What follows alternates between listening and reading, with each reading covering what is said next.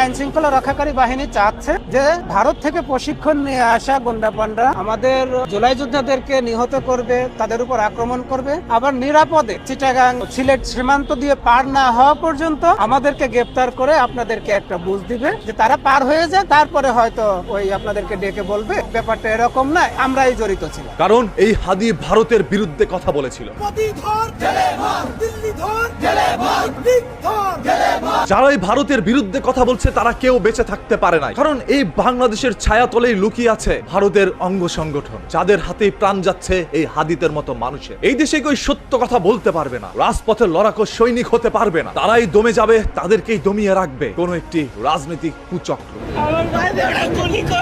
এই একজন হাদিকে হারিয়ে কি আমরা এখন ব্যবস্থা নিব, নাকি লক্ষ হাদি হারানোর জন্য অপেক্ষা করব? আজ হাদির বিচার যদি করতে না পারে, আগামীকাল যাবে হাসনাত আব্দুল্লাহর জীবন। নেক্সট টার্গেট কালাফাটা হাসনাত আব্দুল্লাহ। যেতে পারে সার্জিস আসিফ থেকে শুরু করে বাংলাদেশের প্রত্যেকটি জুলাই আন্দোলনের সাথে যুক্ত ছিল যারা, সেইভাবে আজ হাদিকে হারিয়ে কাঁদছে তারা। আমার ভাইকে আমি শুধু ফেরত চাই। মায়ের চোখের অশ্রু থামছেই না, কারণ এই মা হারিয়েছে তার সন্তানকে, আর পুরো রাষ্ট্র হারিয়েছে একটি নক্ষত্রকে। এরকম হাদি হয়তোবা আগামী 54 বছরও আর একটি জন্মাবে না। হাদির বাঁচার সম্ভাবনা 0%। ডক্টরদের ভাষ্য মোতাবেক বোঝা যায় হাদি এই দুনিয়ায় নেই। কৃত্রিম পদ্ধতিতে এখন পর্যন্ত হাদিকে বাঁচিয়ে রাখা হয়েছে বা বাঁচানোর চেষ্টা করা হচ্ছে। হাদির জীবন নিয়ে যারা উল্লাস প্রকাশ করছেন, এই হাদির জীবনের বিনিময়ে প্রত্যেকটি উল্লাসকৃত মানুষকে চিহ্নিত করা হবে। যথাসম্ভব দ্রুত আইন তাদের বিরুদ্ধে ব্যবস্থা নিবে। ততক্ষণ পর্যন্ত আমরা আইনের প্রতি শ্রদ্ধাশীল, যতক্ষণ আইন অপরাধীর পিছনে দৌড়াবে। আর যদি আইন অপরাধীর পক্ষে যায়, আমরা সেই আইন মানি না। আমার ভাই উসমান হাদির রক্তের শপথ।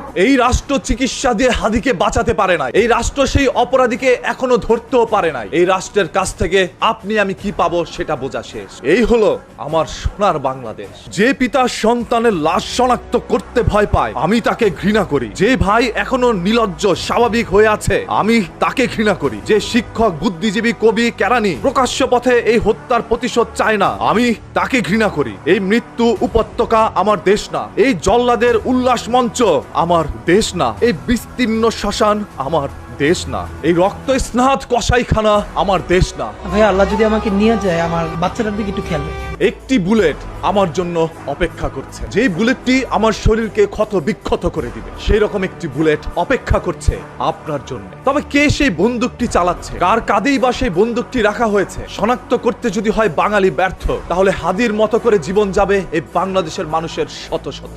এক হাদি